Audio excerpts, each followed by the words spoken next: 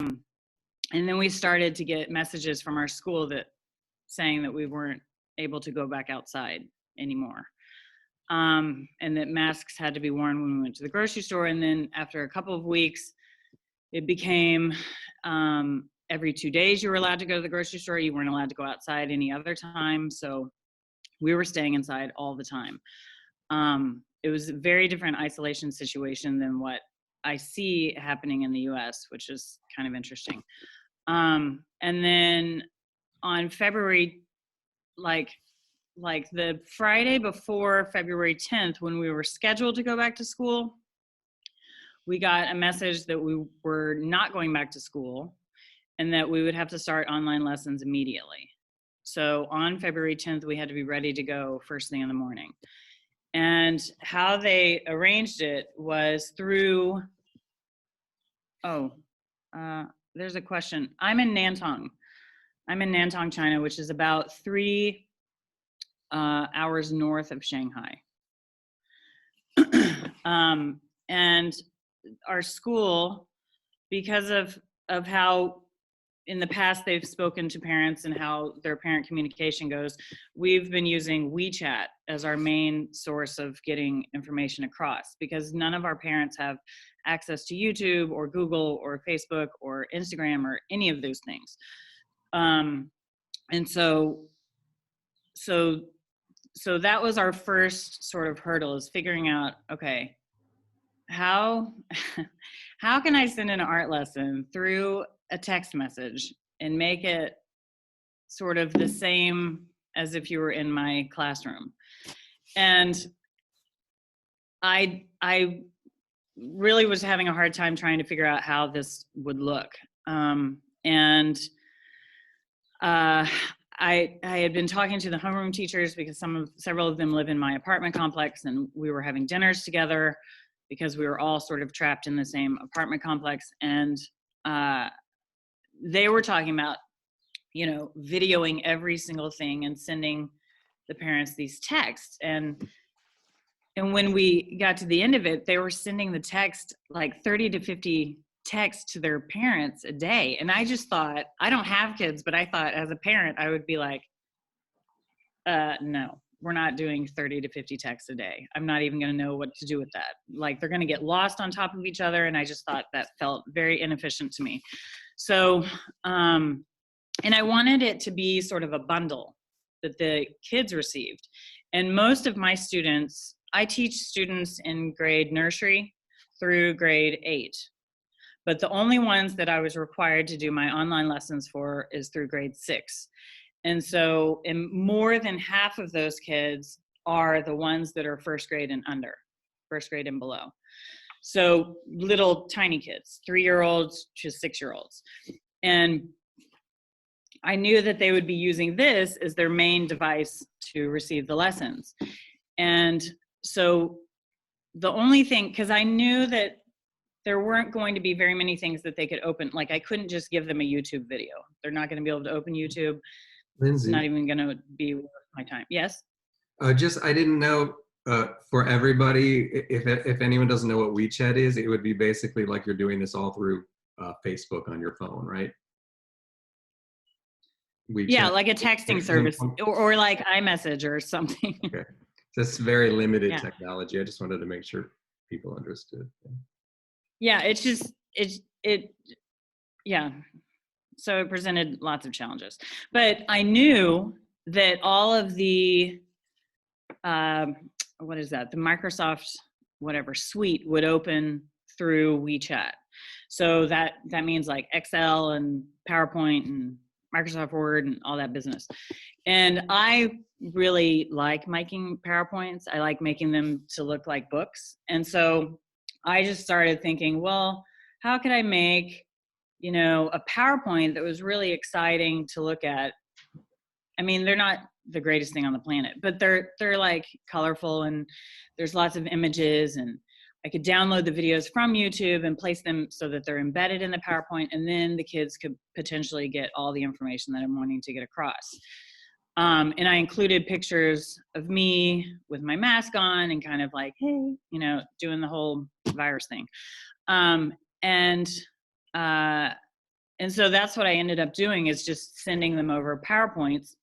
They would read them on their phone and kind of go through the PowerPoint on their own. Now, the parents there's not a lot of English speaking parents that I'm working with. And so anything that I wrote in English, towards the end of our 10-week homestay, I ended up getting one of the Chinese teachers to help translate everything. But at the beginning, it was just me sort of writing one slide with like minimal directions, and then hoping that they could kind of pick it up as they saw the images and videos.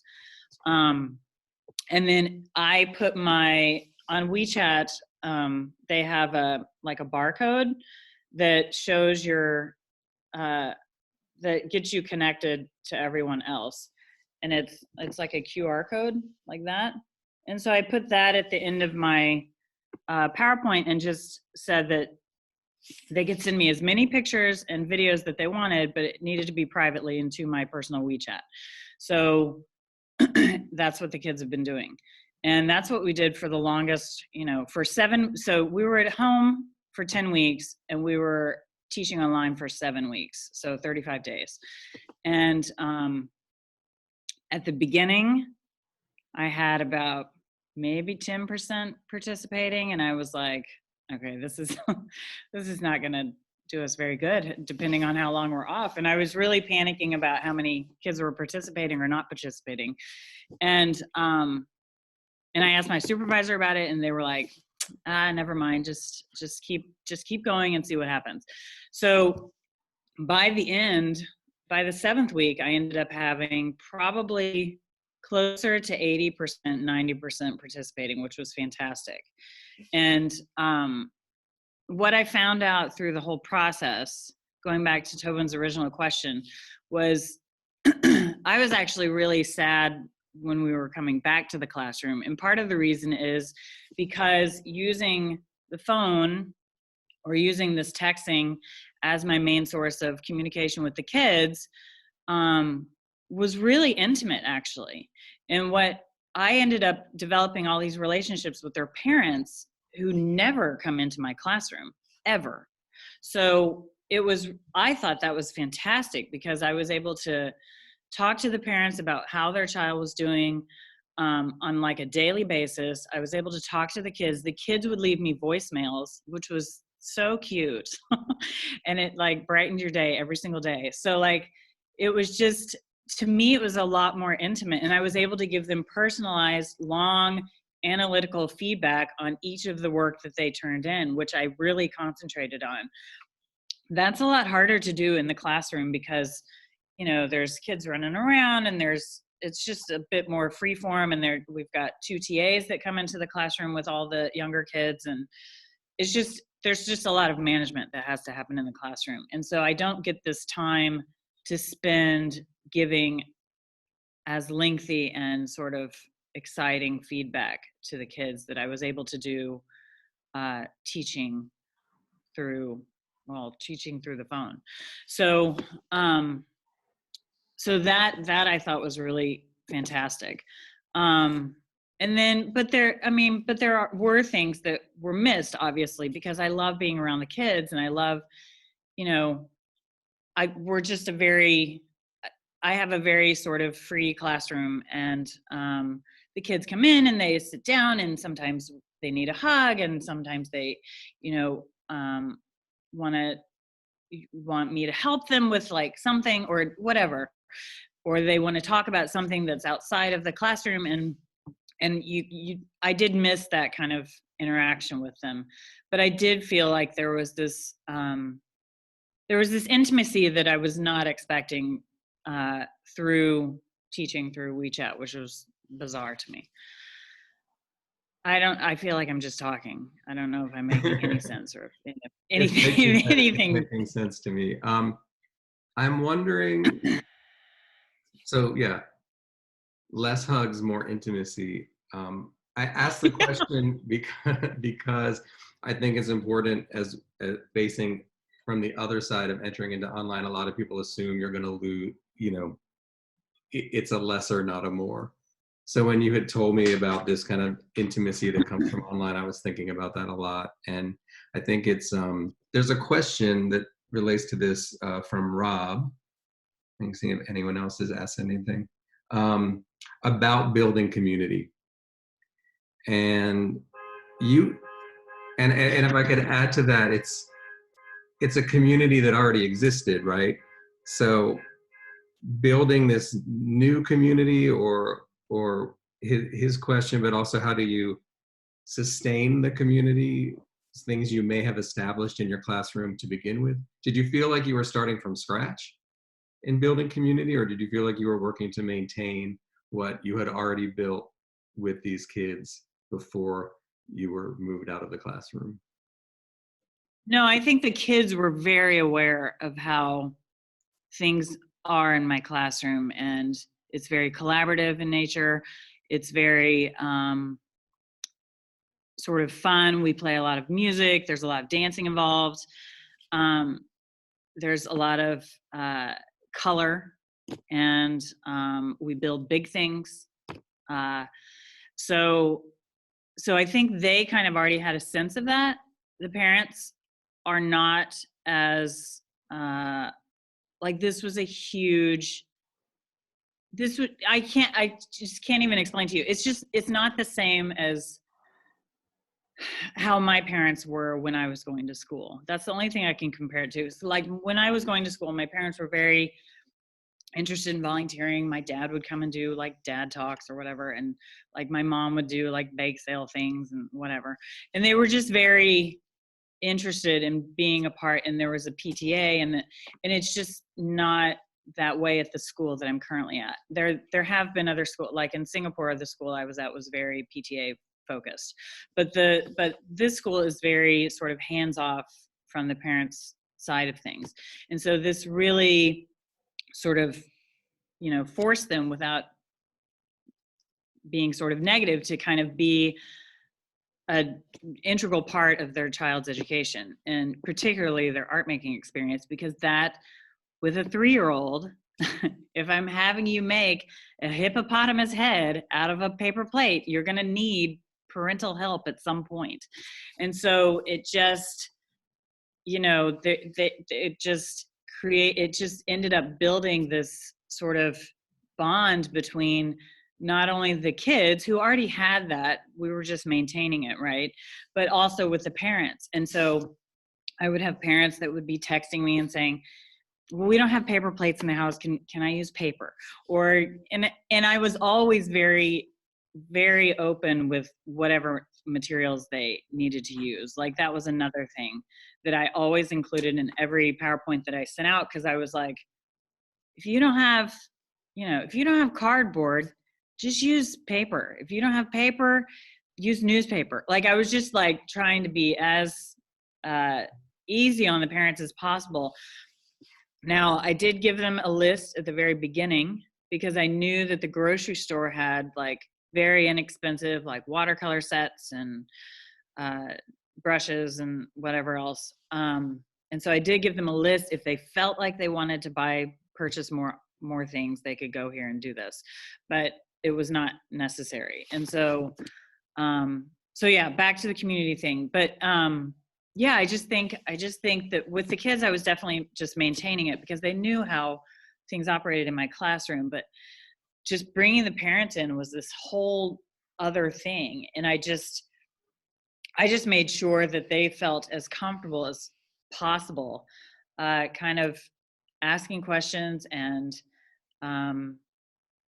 being able to be there for their child as they sort of dealt with this sort of unforeseen event. So anyway, Interesting, right? I don't know if that, Well, for younger students, the community is going to change, because we're now building community with parents, and right. we didn't have to do that before. So that's something to think about.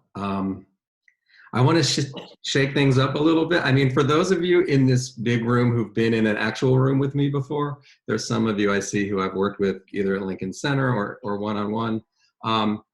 Know that I like to have participants talk more than we talk. So We can't all talk in here right now, although I can unmute people if you want to be unmuted. But I'd love to hear from as many of you as possible right now. What is on your mind? Where are you in this process?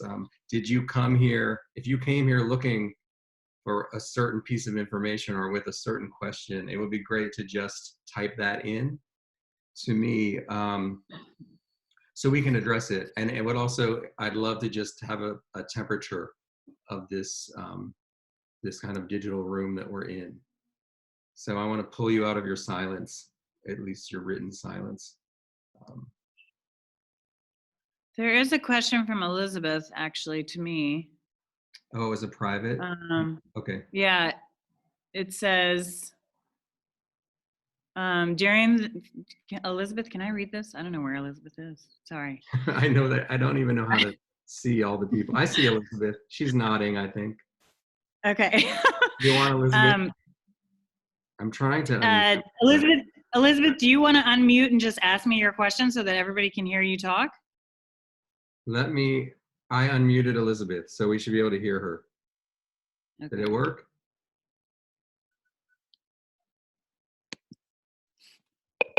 No, I'm not hearing.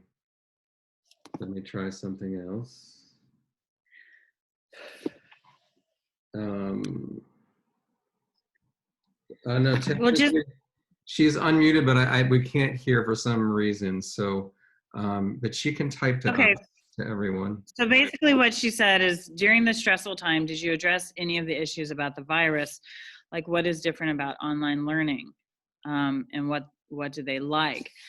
Well, I'm not sure I understand the first part of the question. I'm not sure I understand the second part of the question. So I was designing my lessons based on the IB unit of inquiry that we were doing at the time. So like my kindergartners were working on water, and everything was about water and water projects, and we were looking at a lot of artwork that had to do with water and all that kind of stuff. So it wasn't so much about what the kids necessarily liked or didn't like. It was more just about what we had to cover in order to get the unit across. And there was a lot of collaborating that I did with the kindergarten teachers because they were in my apartment complex, which was awesome because we didn't lose that collaborative colleague sort of situation, which was great. But as far as the virus, we didn't really talk about the virus. And I think that could potentially be just because of where I am. And nobody was really asking questions, and there was no panic about it. There was nothing. Like, there was just like, okay, we have to stay inside now. I mean, it was just kind of like and all the international people that are from other places were all panicking. And then we realized no one around us is panicking, so we should probably just stop panicking. So it just kind of got to this place where we were just like, okay. So I didn't really talk about it with the kids. Now we are doing a postcard project with a friend of mine in Nashville. Jason Brown has organized this view from home mail art thing that's going to happen at Vanderbilt. And so we're doing that, and that's sort of their reflective piece on learning at home and what they liked and what was their favorite thing. Like, they got to eat more meals with their parents, so how exciting was that? And like, they just get to draw things that are sort of based on that. And we're writing advice to like my older kids, my 3rd, 4th, 5th, and 6th graders are going to be writing advice on their postcards about like how to handle isolation and what kind of fun things you can do during isolation if you're in your house, and just various different things. And so so that is their reflective piece. So at that point, we're going to probably talk about the virus, but we just didn't really talk about it here. I think it's just the community that I'm in. It just wasn't, even though it was the pink elephant in the room, it just wasn't something that we talked about. We have a bunch more questions. Let's see. going to start a brand new quarter with new student. Yeah, I'll send out just so everybody knows, I will send Tobin all of the information. Like I put all of my I have that. classes, all of the PowerPoints that I made into a Google folder that I've already sent to him. So that link will be shared out with everyone. I will also share out the postcard project information because I think it's a really great reflective piece. And so we're making we're putting all of our postcards into like this bunting that he can sort of install in a crazy way. But yeah, I'll send that out. I'll send that out to everybody. As far as what was the other one?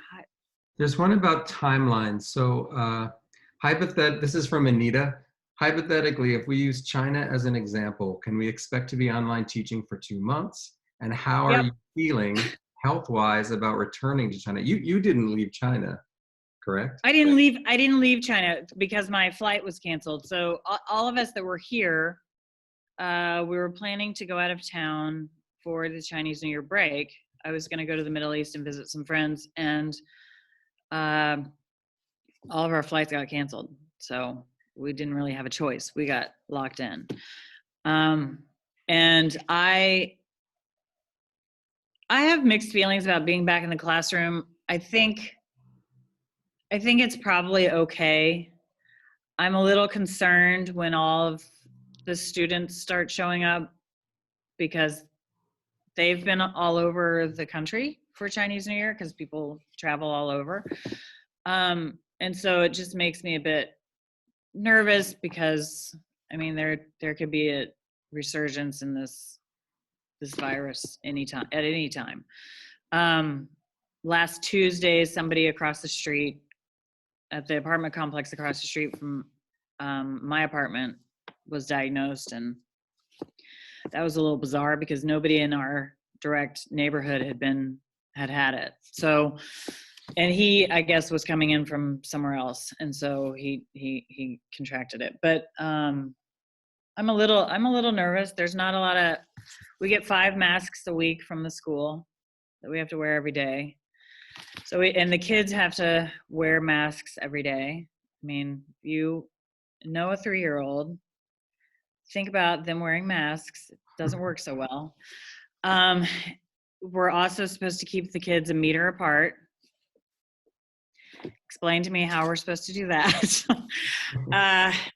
And like it's just there's all these rules that we have to follow, and it's like, well, why did we even come back? Because they're gonna be like time to make up a game. You're gonna definitely need a game about I know, it's so crazy. And I'm also the creative arts coordinator, so we're planning our big end of year performance piece, and we're not supposed to have any of the parents in the school. So I'm like, well, if we don't have an audience, and then I was thinking, well, we could just do it like an online thing where we just like take a video of them and just send the link out, and people can just watch it online. But then they were like, well, but the kids can't be mingling on stage. And it's like, well, how are we going to plan like a 2-hour performance piece of these kids dancing and singing if they can't even be?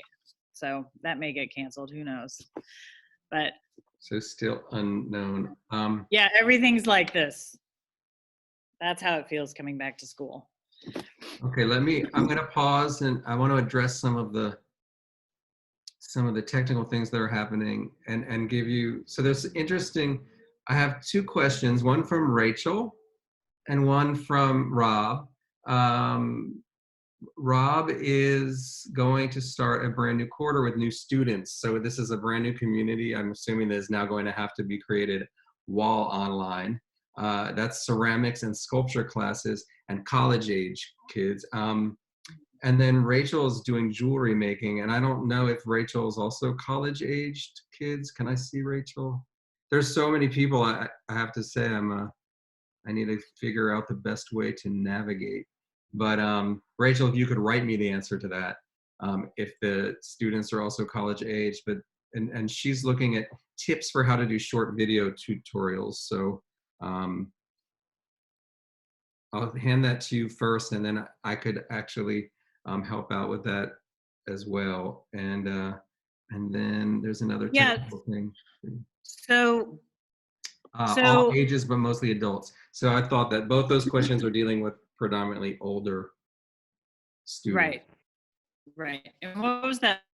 What was the other question? Oh, just building a community, like a community from start, because it's a new semester, a new quarter. Um, well, so as far as the video making is concerned, um, I do tutorial videos on my own that I put on my YouTube channel. But for this situation that we were in, and because of the spread of kids that I teach from 3-year-olds all the way up to 12-year-olds, I didn't think it was conducive for my time if I made tutorial videos every single week for every single class, for every single kid to try to navigate. I also was trying to figure out, if I made a tutorial video, where does it live? Because I can put it on YouTube, but then I'm just gonna have to download it again just to be able to send it out. So like, it just didn't seem like the best way for me to do that. So, but you know what? If I was in the United States, I'd be doing all sorts of things, because there's Twitch and there's live feeds and there's like all these things that you can do that I just don't have the access to here. And so what we did was we used Zoom, because Zoom you can use in China without a VPN, and Zoom was great. But I would only use Zoom to check in with the kids. I didn't really use it to have a class. And some of the homeroom teachers did use it as a classroom situation, but with younger kids, that's really hard, even with some of the older kids, because they're wanting to do other things. They're playing with their stuffed animals. They're trying to eat breakfast. They're like drawing on the screen when you're trying to talk to them. Like, it seems kind of crazy. But, and so yes? Sorry, I have a question about participation. You mentioned low participation at first from students. Yeah. And the question from Matt was, what were some of the things you did to increase participation over time? Well, so I would send out images. So at the beginning, I was just sending the PowerPoint. And I think, to be honest with you, the PowerPoint was even though it was just images, there was nothing fancy about it. It was not a fancy PowerPoint. There were just images, but I think it was a bit daunting to the parents to open that and then navigate that and show the child and yada, yada, yada. So I think what I ended up doing is sending some of the pictures that were in the PowerPoint as separate messages under the PowerPoint, and the kids would see them and get really excited about it. Now, I will say this, I'm not trying to brag, but like, the kids love coming to art. Like, that's not an issue. I've never had kids not want to come to my classes.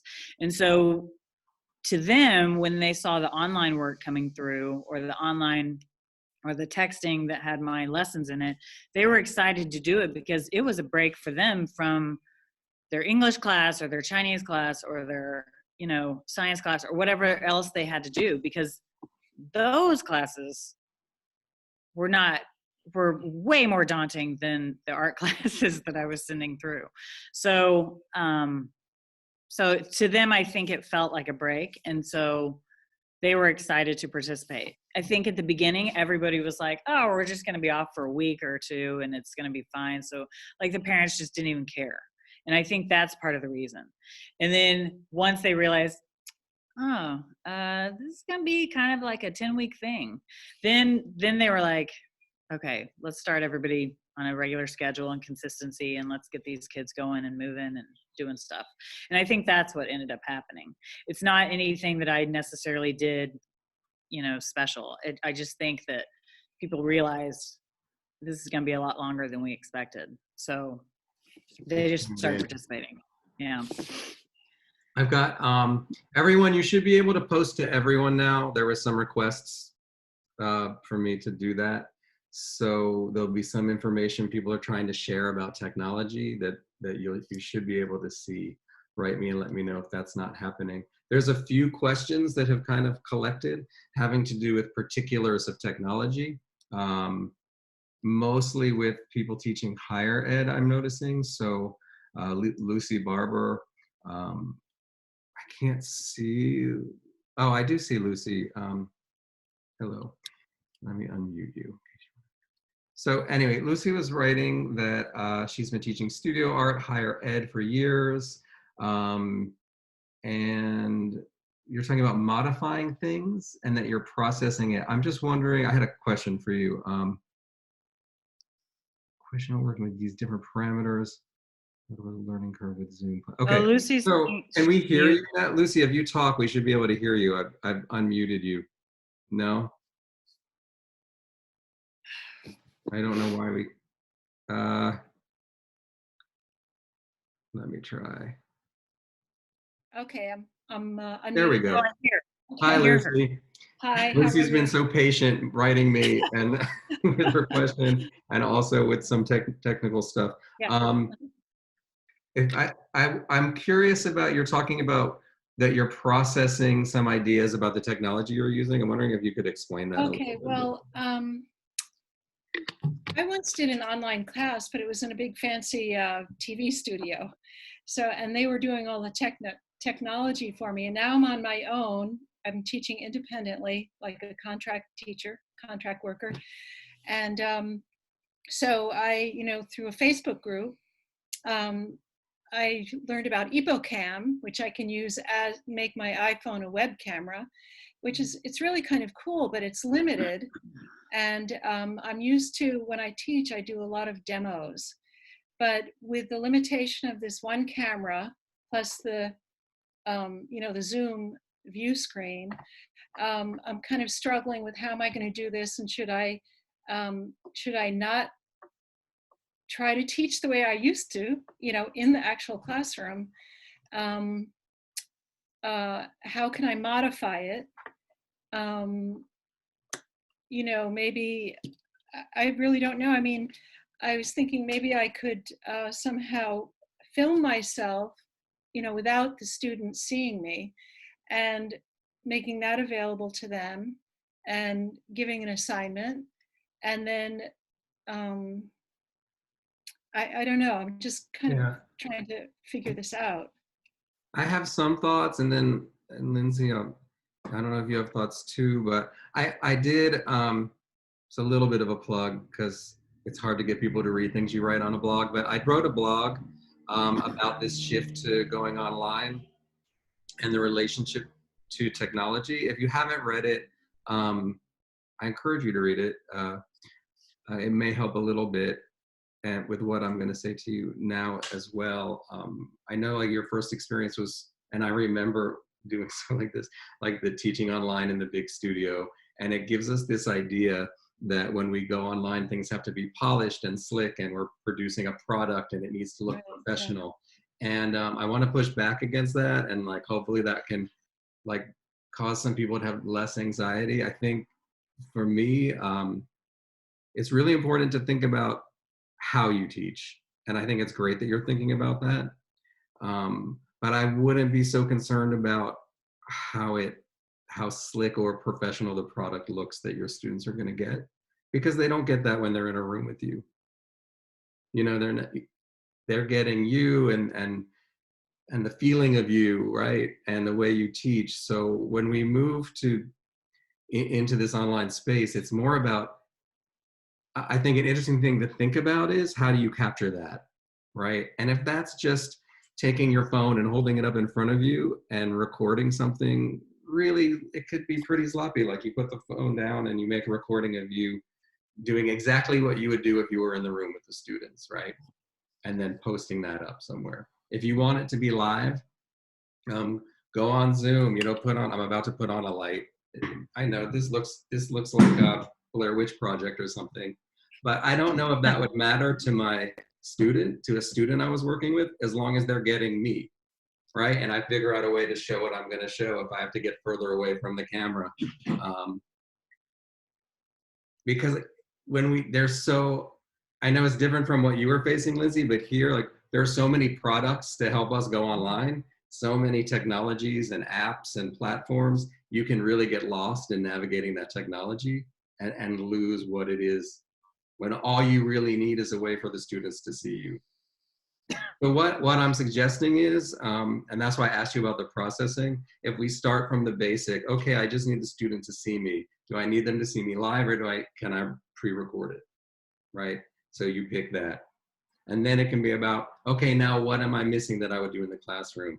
I can't talk to this. I need to be able to see what the students are doing and give them input live. Okay, now I know I need to do something live. And now I know I need to be able to see what they're doing. So what does that mean? Does that mean in Zoom, I need to make sure everyone sets up a camera so that I can see them working while they work and they can see my face? That's not tricky stuff technologically, but I think if we ask ourselves those questions, it can lead us to know what we need from the technology. It can make it a little less daunting. I don't know if you want to add to that, Lindsay. Well, I mean, yeah, I think keeping it as, authentic and real as possible is great. And if you can try to navigate that as far as like keeping your personality and how you naturally do things in the classroom, keeping that fluid as you move into an online situation is what's most important.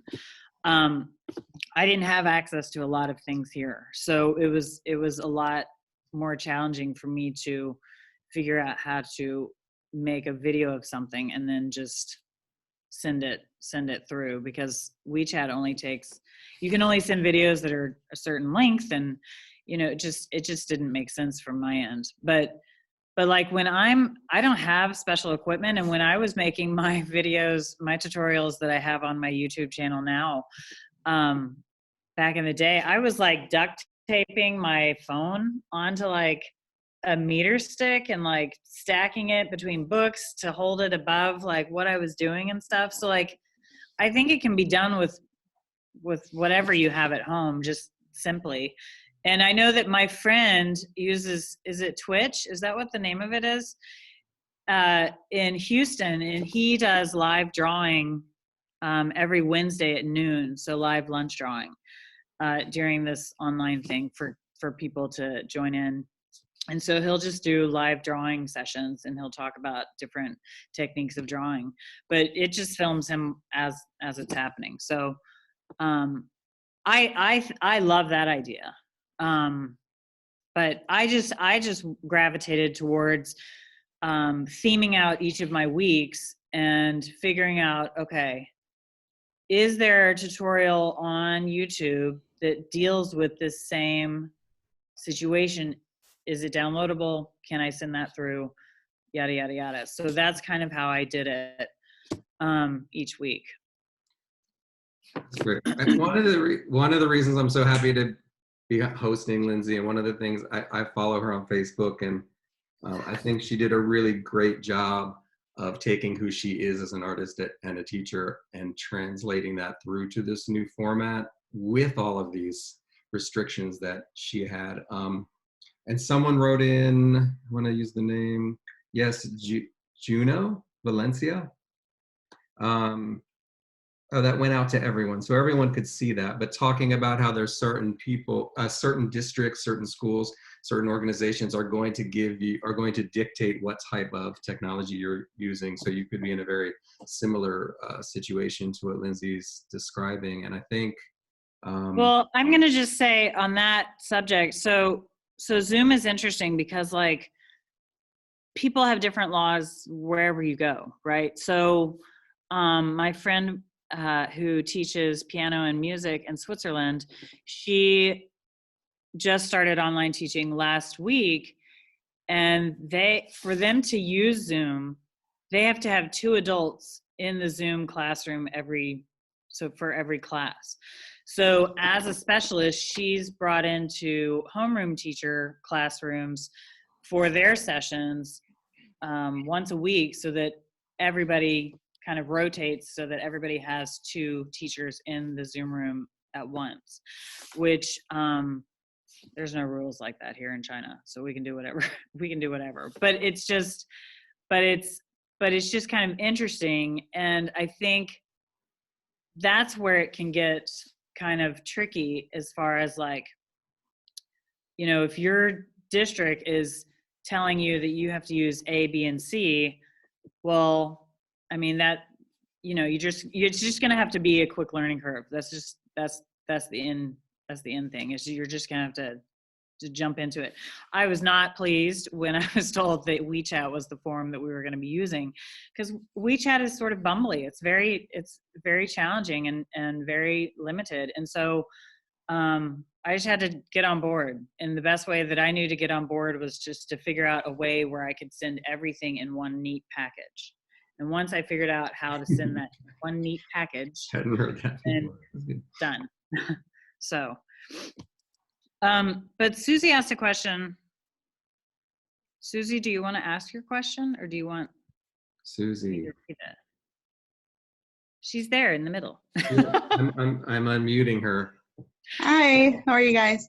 So I teach at a university, and I work very closely with K through 12 teachers. I believe that they're my vertical alignment, so I'm very close to them in our region. So my question was there any concern for Lindsay on technology or lack of materials because of socioeconomic considerations? Thinking about WeChat, everyone would have a cell phone, so that might not be as big of a problem. But I'm thinking about how our teachers are navigating, especially since a lot are, we're considered Appalachian, even though we're in central Kentucky. But I was thinking about lack of materials. Yeah, so I did think about that a lot, not because, like, I teach at an international school, and so the parents are, you know, they're not lacking in the financial department, but they're not exactly keen on art either. So it's, you know, so having them want to buy specific supplies to have at home was not, I knew that wasn't going to be something that they would jump right on. So so I tried to come up with things,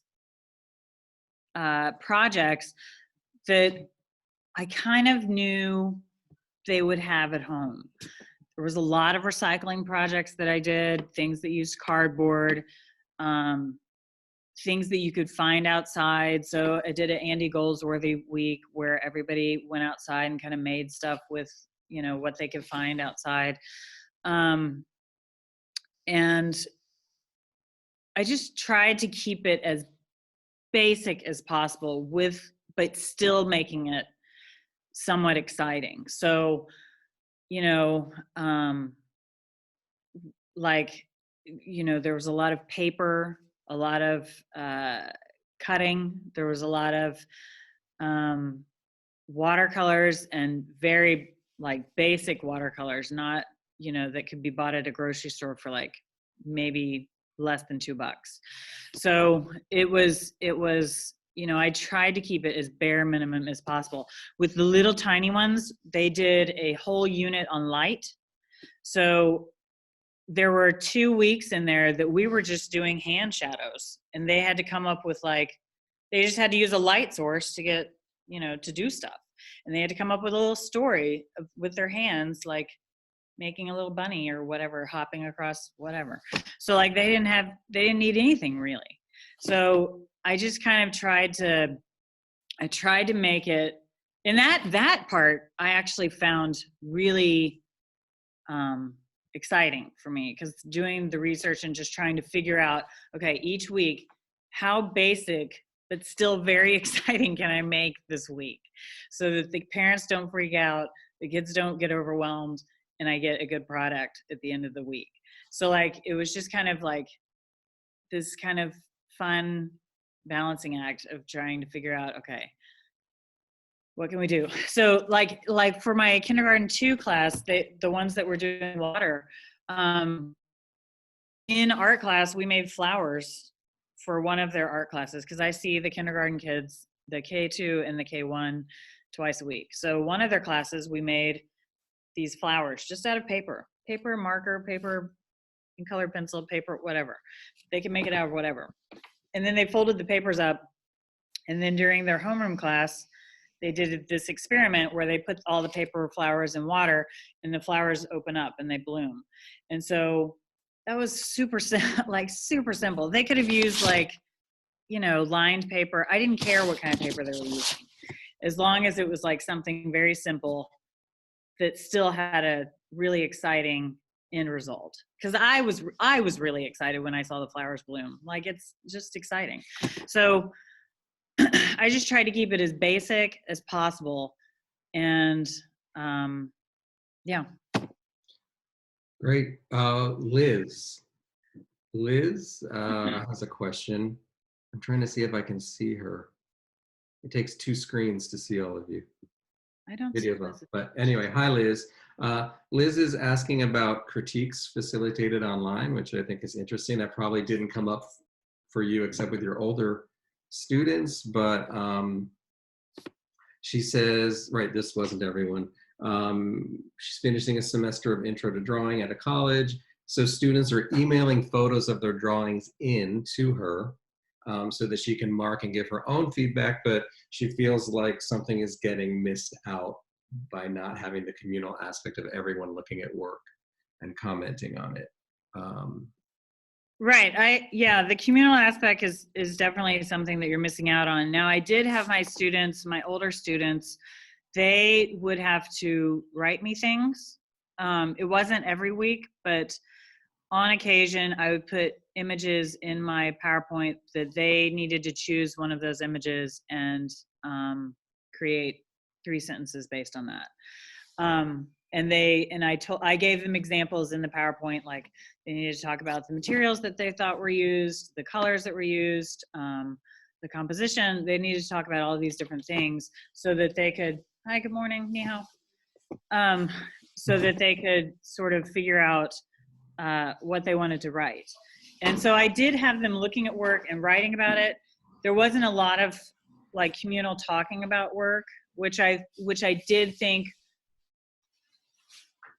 was a definite loss. There were different weeks though that kids would turn things in and get super excited, because what I had on here was I made an art assignment group chat for each grade that I teach.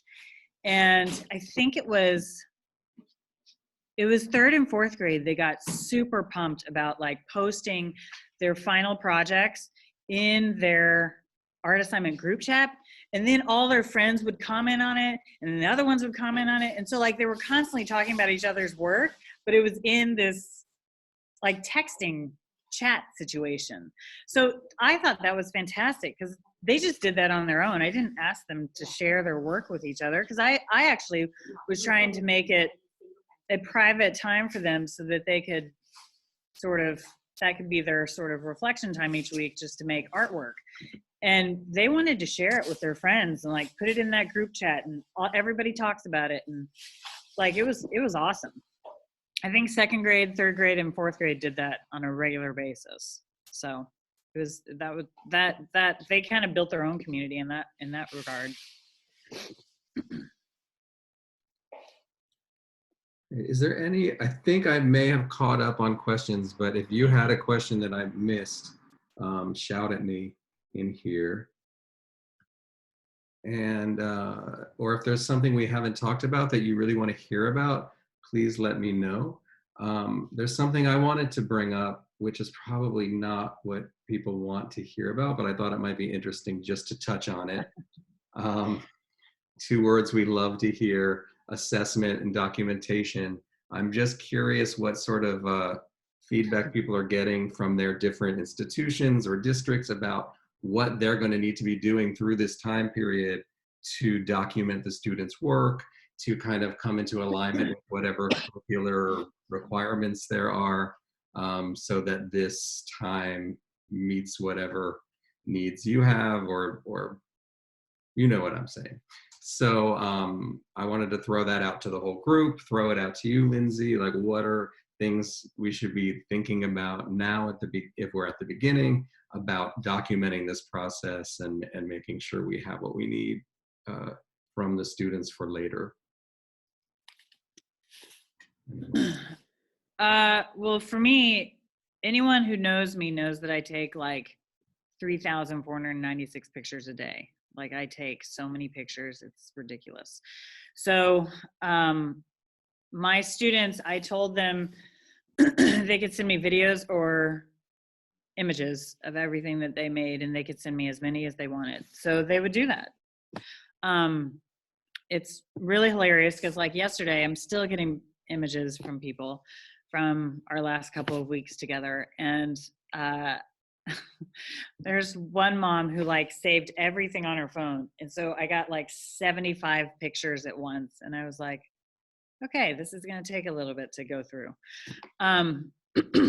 But what I found for documentation purposes, especially with the younger kids, is these videos are fantastic because it's them holding their artwork and actually talking about it, and I just really like it. And I know that we do that on a regular basis anyway for our portfolios here, but there was something really precious to me about getting a video from a parent. It was just a private WeChat of their child talking about their artwork. That was really special to me. And I'm not sure why, because we make videos all the time here about them talking about their artwork and, you know, presenting it, and that's how they do their student-led conferences and all that business. But there was just something different about the online experience that I really enjoyed. Anyway, it's going to be different for older kids. But as far as assessment, we have ManageBack, and we are putting all of the information into ManageBack that we've done for the last, 7 weeks. And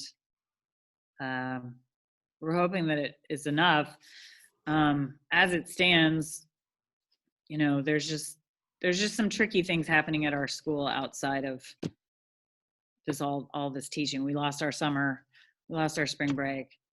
We're having a 6-day work week from here on out. So and this is all because of the online teaching stuff, even though we were doing it to the nines.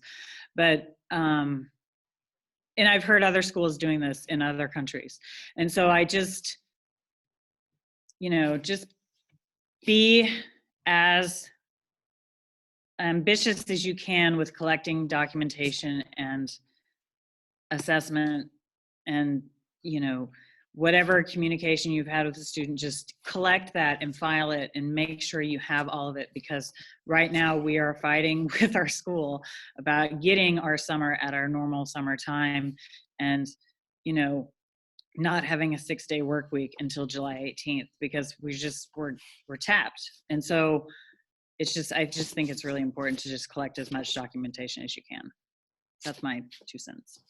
Thank you, Lindsay. Did that answer any questions people had about that topic? We're coming up on 8 o'clock, so we scheduled this to be an hour. I know, Lindsay, you need to probably teach. Are students going to come piling through your? Oh no, you're not having students. No, not yet. But I do have a meeting. I have a meeting at some point. So I want to try to start to wrap it up. I want to invite anyone right now who has something on their mind, who has a question. People have been relatively quiet, so I'd love to hear if there's anything that you didn't get answered. I don't know if we'll have time to answer it right now, but at least we'll have it. We can write you if we have your email. Maybe we can address it quickly. Amelia was here. Hi, Amelia. Oh, someone. Oh, that was. Yeah, you. I just keep seeing people in the thing that. Yeah, I'm seeing people. I see people from Phnom Penh, Cambodia, Hong Kong, friends I haven't seen in a little bit. So it's hard for me not to just go chat with you directly. I'll have to talk later. Anyway, thank you all for coming. I'm going to post. Well, you've all been to my website. Lindsay put up her information earlier. I'm going to post again the link right now for all of her lesson plans. I'm also going to I'm going to post that up. if it's okay with you, I can put that on my website, or how would you want me to do that? Send people to you? Yeah, you can put it wherever you want to put it. So I'll make If that it's- available in the blog section of my website, and as well as a recording of this, if you want to share it with anybody. And I know there was some specific questions that came up, technological specific things that came up through the course of this. If you have a question that you want to go into more deeply, you can write me. I'm doing some like free half-hour consultations with one-on-one with people.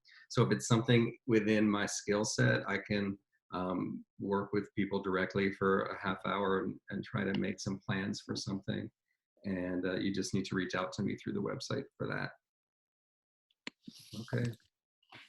Thank you so much, Lindsay, for making yourself available for this. And Yeah, thank you. yeah. There's, there's so many Is there things. stuff popping up now? I feel bad that I can't. Thank you, everybody, for being here. I hope that something I said was helpful, or at least interesting, if not helpful. Good. I see this. So thanks, everyone. I know you're coming from all over. I hope everyone stays well and healthy. It's a scary time. Take vitamins. Take vitamins. Vitamins. That sounds good.